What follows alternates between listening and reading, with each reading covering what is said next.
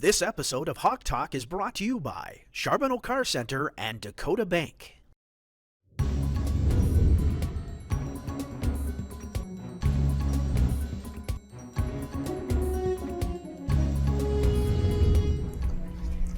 Hi, and welcome back to this week's edition of Hawk Talk. I'm Coulter Hickok. I'm Hillary Moberg. And we got a brand new guest for our very first year of 2022's episode of Hawk Talk.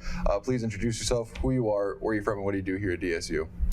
I'm Trey Hladky. I'm from Gillette, Wyoming. I'm a sophomore, and I'm a point guard on the Blue Hawks basketball team. Well, Trey, thank you very much for coming on. I know you were talking today that it was a huge dream for you to come on the set, so we're happy to have you. Happy to be here. So tell us a little bit about your journey, what brought you here to DSU? So it actually started back in high school, my junior year. I was getting recruited by Coach Vaughn when he first got the job here. And I had a lot of offers, and so I decided to go somewhere else. I had a pretty big head. And went to Chadron State my first year. Didn't work out. Went back to my hometown junior college in Gillette. Didn't work out, and the only school left that even had an offer for me was Dickinson State. So life kind of came full circle, and I'm happy to be here. Yeah, we're happy to have you here. So for those who don't know, I mean, the Hawks kind of have a little bit of a rough start, but you want to give us a little bit of a recap season so far? Yeah, so we had a really tough non-conference schedule. I think we were ranked 5th nationally in terms of like preseason difficulty. So we played, almost half the teams we played were nationally ranked. So we had a really tough non-conference schedule, but I think that really helped us to see the success we're having now, because we played that tough non-conference schedule, and a lot of the teams in our conference played a pretty easy schedule, so we're kind of just enjoying the fruits of our label now with our success. So you have some JV teams that are still relatively new to DSU. How have you seen the newness of those teams kind of impacting the court and the team as a whole? Oh yeah, it's been huge for us. I think bringing in those extra guys, they've been great in the locker room, and in practice every week they probably have the toughest job. They have to replicate what the other team does. They're in charge of being this player this week, and all those players do a really good job, including Coach Holbrook. It's been a really good addition to have them to DSU. Yeah, it's very cool. So Trey, I know we've talked about before how you've seen the show, so you know we ask fun questions. You've seen Jalan's episode, or not Jalan, you've seen Bryce's episode. We were supposed to have Jalan. He went out on us. Not a media guy. No, so you've seen Bryce's episode, you've seen Drew Bodecker's episode where we had our first censor. You weren't a part of that, it was Kinsey's and I's. But it was an iconic moment for Hawk Talk history. So regardless, you know we ask fun questions around here, so I gotta ask you, what is the best basketball movie of all time? The fundamental answer would be Hoosiers, but the right answer is Coach Carter for me. Okay. Hillary, what about you? Air Bud. I'll stand by that one. Mine is definitely Space Jam. You know, Bugs Bunny, Michael Jordan. What a combination. I will say I have seen not a single one of the movies that we have named just now, even Air Bud. So it's the only one I know. Really? I don't know. I'm not a sports movie gal. The only one I think I've watched, I think I talked about this on a different episode, is that hockey one, like the Olympic Miracle. Hockey team. Miracle, yeah, that's the only sports movie I've seen other than like High School Musical. It's like a sports movie. Play basketball in that. I don't know if that counts. That could be considered a favorite basketball movie of yours. Okay, maybe I'll switch my answer to High School Musical. Sounds good. Enough about me. So any pregame traditions that you have to kind of get in the zone before you play?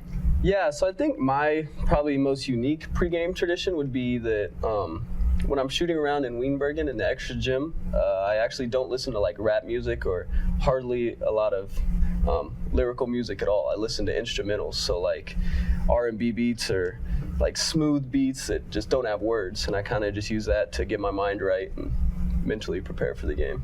Very interesting. Yeah. Where does that stem from? Where do you think? Did that start in high school or? Yeah, it did start in high school. That's when I first started doing it. I had a weights training coach who preached like the art of like mentally preparing yourself for a game, and it's hours before the game you want to listen to like calming music, and then when you go out to warm up you listen to hype music. But I also learned it from Kobe, because he used to listen to the Halloween theme song before his games to activate his killer mindset. No words or nothing. So that's kind of where I first got the idea to start listening to it. Okay. Very cool. I mean, me knowing you, I know you that you have the Kobe Bryant tattoo, so I can tell he's a big part of your life right now. Oh yeah, a huge part of my life. He kind of shaped the player I am. Just the mentality that he has is kind of how I modeled my work ethic. So it kind of leads right into the next question. So which brand of basketball shoes are the best for the court? Like which are the most comfortable? And then what brand are you personally rocking? The best shoes for the basketball court are Kobe's, in my opinion. But the biggest problem with Kobe's is right now they're not really producing them anymore. So to get a pair, you got to spend about anywhere from $300 to $2,000. So what I'm currently wearing is Kyrie Irving's by Nike or Paul George's by Nike are the two shoes I'm wearing. They're affordable and they're really comfortable actually. So they've done me well so far. Do you think the brand actually matters, or is it just like personal preference? The brand does matter, I think. I've always worn Nike, and I think the most important thing, even if you wear Adidas, is to not mix and match brands. That's kind of my thing. So don't wear Adidas socks with Nike shoes or Adidas shoes with Nike's jerseys. That's the unwritten rule of basketball style. Interesting. I think I have seen some people kind of preach that you don't mix the brands, but I don't know if that would play into your luck on the court, depending on if you were wearing the wrong brand of socks with your shoes. It'd be an interesting tactic, try to get in the heads of the other team. Yeah, I've got a lot of superstitions when it comes to my game. You know, if we win 2 games this weekend and I sat in a certain seat during film or used a certain pin, I got to make sure I replicate it. So that's probably just me being a superstitious person. Yeah. Do you have any other superstitions? That's kind of a fun thing to hear. Just the universal ones, you know, don't leave the gym with on a miss. You gotta make sure that you make your last shot before you leave the gym. That's probably the only other one really, but I just like to replicate what I did the week before. If I have a successful week, I might go eat at the same restaurant, wear the same. Okay, there's one more weird superstitious thing. If we have a big game, I do have a pair of underwear that I wore in the state championship. I can relate to that. You know, everybody's got their own pregame underwear that they have that they think is their lucky underwear. I mean, yeah, I know exactly what you're talking about. Hillary, do you have any lucky underwear? I don't, and I don't know if anyone else on the softball team has ever really spoken out much about having a superstitious pair of underwear, but I might have to ask at practice later. It's a great TikTok idea. That would be really good. You're right. So we have a question. Can you give us your best impression of Coach Selvig? I don't want to override your guys' audio, and you know we don't need a screech warning. So I'll just say due to height implications and me wanting to play tomorrow, I'm just gonna pass on this question. Yeah, it's probably wise. So we know that you guys had a huge weekend. You guys went 2-0 against Viterbo and against, who else am I thinking of? Waldorf. Viterbo and Waldorf. That means you guys are now 4-1, which means you guys are now first in the North Star. So congratulations. Do you guys think at the very beginning of the year you guys would be in this exact spot right now? There was doubts, but I think everyone within our team definitely pictured ourselves being as number one. But it was more so just staying the course, you know. We did a really good job of when we were losing and when things weren't going good and maybe certain people were starting to have their doubts. We made sure that we didn't implode. No one was mad at each other. We weren't blaming each other. We weren't blaming the coaching staff. We were just saying we're a young team. We got the pieces. It's just a matter of building that chemistry and turning the corner, and we stuck with it, and that's why we're having success now. Good to hear.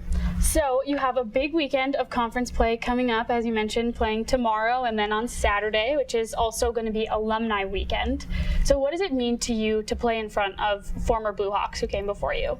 It's huge to me. You know, I've only been here for a pretty short time, but just the community, the love that each sport has for each other. You know, we're us showing up to the other sporting events, the other athletes showing up to our events. You know, you just feel the family connection. And I've only been here for a short time, so I can only imagine what that feeling is for the alumni.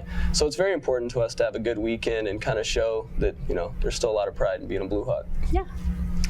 So last question, Trey. Sorry, my mouth got a little mumbled right there. But last question, we always ask this to everybody who comes on Hawk Talk, but what does DSU mean to you? It's kind of emotional for me just because, it means the world. Because like I said, coming out of high school, I maybe was a little more confident than I should have been in my ability, and I had the chance to go just about anywhere I wanted in D2 or NAIA.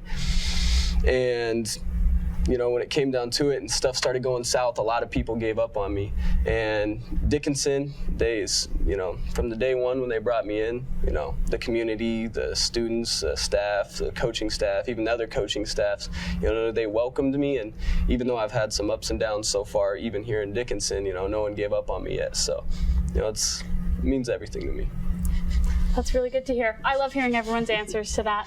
We're happy you found your way back to DSU, and thanks for coming on. Yeah, no problem. Thank you guys for having me. Absolutely. And if you're not doing anything tomorrow and on Saturday, make sure you guys go to Scott Gym. I believe the men start at 7:30, the women start at 5:30 tomorrow, and then on Saturday, the girls start at 3 and the guys start at 5. And there's a tailgate happening at 2 p.m. in the other gymnasium before to kind of kick it off on Saturday. Whole community is invited. Make sure you guys go up to Scott Gym to watch basketball. It's going to be a great weekend. And we'll be right back right after this.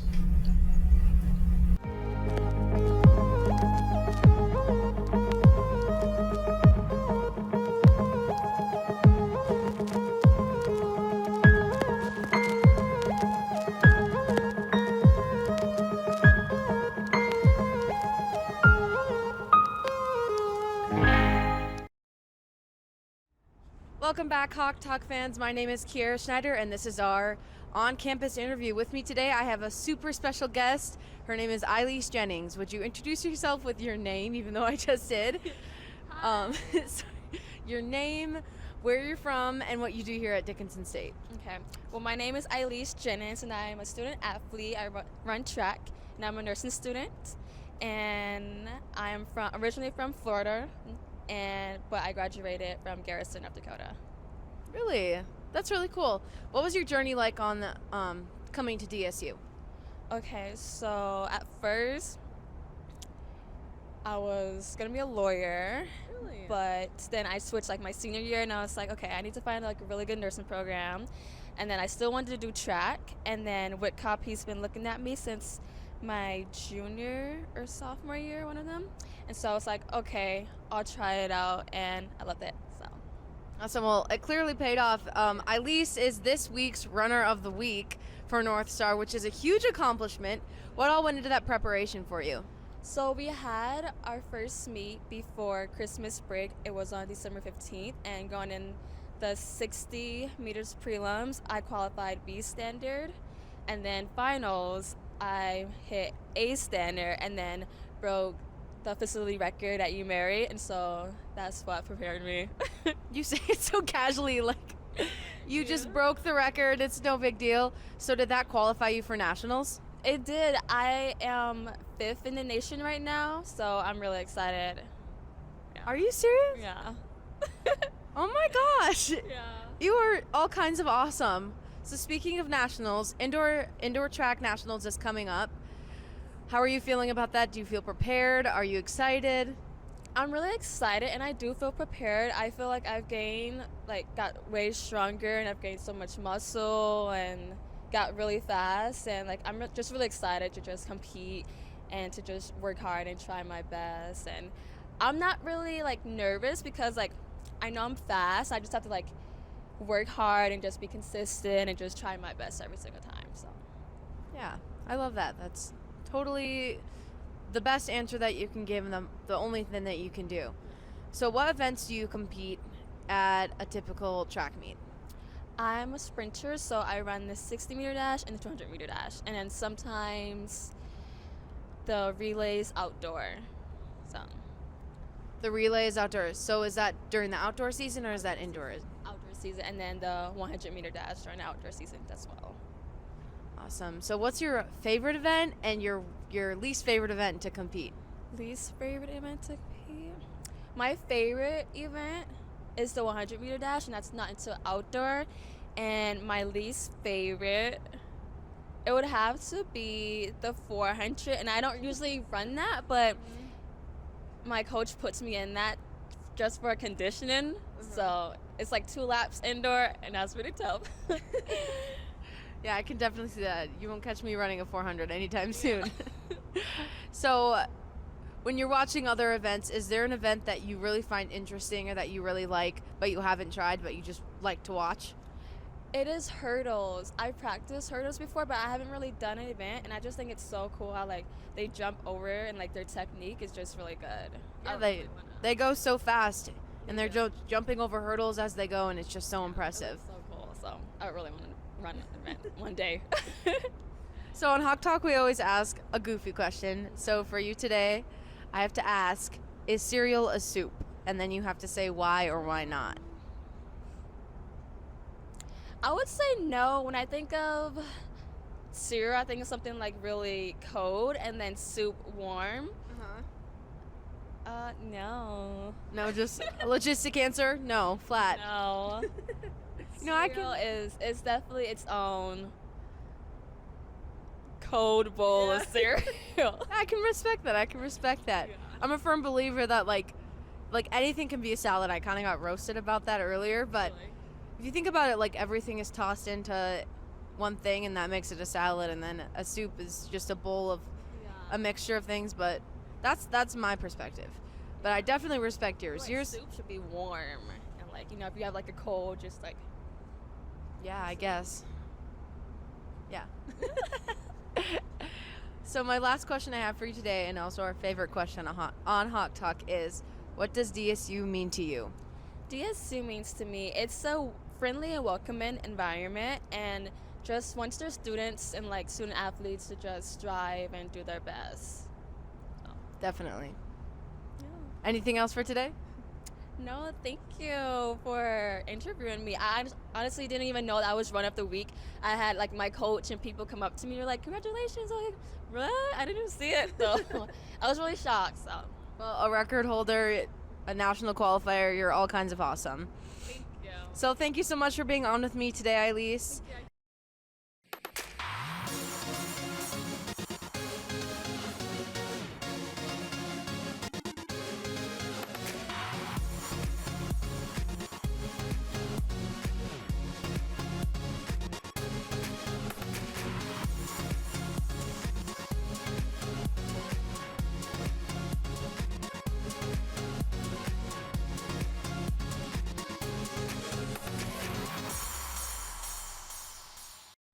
Hello, Hawk Talk fans, and welcome to our very first episode of a sequel onto Hawk Talk, our Alumni Minute. With me today, I have a very, very special guest.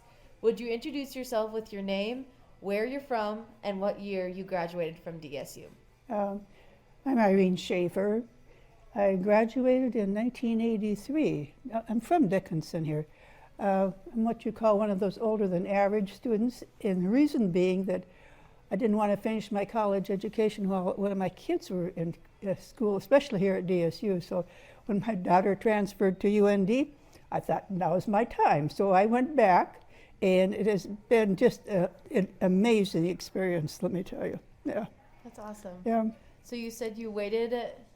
So how old was your youngest child when you were a student at DSU? Well, I graduated in '83, so push that back about 5 years, because it took me 5 years. I took everything that I I want that class, so I stretched it out to 5 years. And, it was the 5 years before that she transferred to UND, and Wow. she graduated from UND then.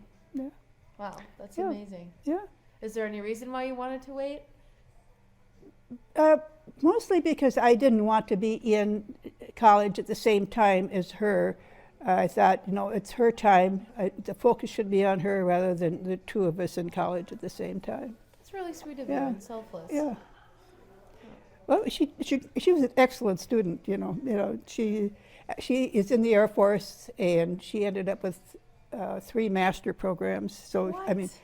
Right now, actually, she's retired now, back working for the Air Force as a civilian. 3 master programs? Yeah, they put her through 3 master programs, but she's a very, very smart lady, let me tell That you. is just amazing. Yeah. What an accomplishment. You must be so proud. Oh, yeah, she's just wonderful. That's amazing. So you said that you've always lived in Dickinson. Over 50 years. Wow. Yeah. So looking back, what is the biggest change from then to now? Actually, the growth in the community, I think the community has always been the wonderful community. I agree. That hasn't changed a lot, but it has grown a lot. You know, I can remember over 50 years ago, it was a much smaller town. Yeah. Oh, I could imagine. Yeah. Do you remember what the population was at No. the time? No, I don't remember. Yeah. Yeah. But- I'm born and raised in Dickinson too, and I remember the Oh, boom in like 2008. Yeah, I know your Yeah. family, your Oh, mom. really? Your mom, she's a very nice lady. Yeah. She's a nice lady. Yeah, Thank you very for nice. saying that. Yeah.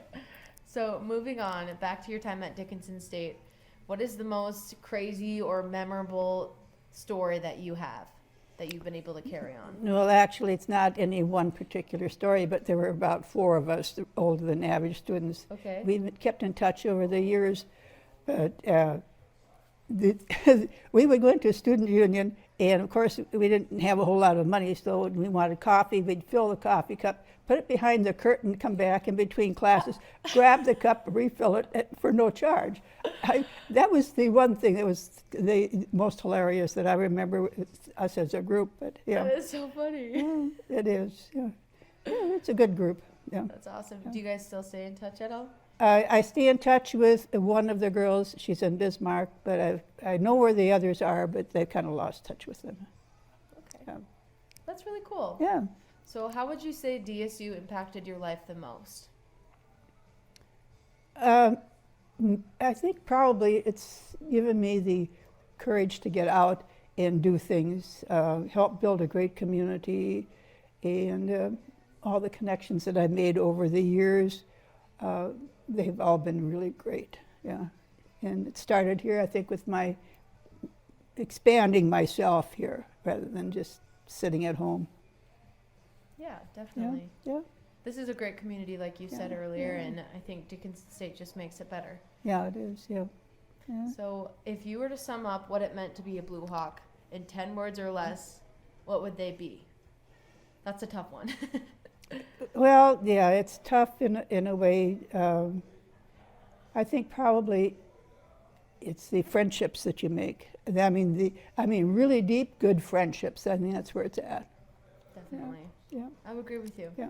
I Yeah. really enjoyed my time Yeah. because of the people I've met here. Oh too. yeah, yeah, sure. They've made the experience all the more Yeah. worthwhile. Right. Yeah. Well, I think we all have a mission in life, and some of us realize what it is early on, others later on. But we're all here for a purpose, to build a great community and do as much good as we can. That's great, no Yeah. matter where you Yeah. go. Right. Right. Definitely. So on Hawk Talk, we have our favorite question. It's also our staple question. So my last question for you today is, what does DSU mean to you? Well, for me, DSU is a major part for me, kind of a focus point. I end up getting involved in a lot of it because the community in the DSU, they're friends, and I want to continue that relationship. That's amazing. Yeah. Well, Irene, you are definitely an inspiration to me as I move forward, and all of the things you've accomplished, how humble you are and kind, and just how known, and I know you're just an advocate for everybody, and that's just, it's so amazing. So thank you for everything you've done for Dickinson State, for the foundation, just for being you. Oh, okay. Well, thank you. Absolutely. Yeah. And thank you for being on with me today. Oh, well, this is kind of a new experience for me. I generally don't, I get involved, and then all of a sudden the focus is on me, and I think, really, why? Why? Because you're amazing. Yeah. You are great. Yeah. Well, thank you Okay, again yeah. very much Okay. for being on with me today. And thank you for joining us for our very first Alumni Minute here on Hawk Talk. We'll catch you Good. later.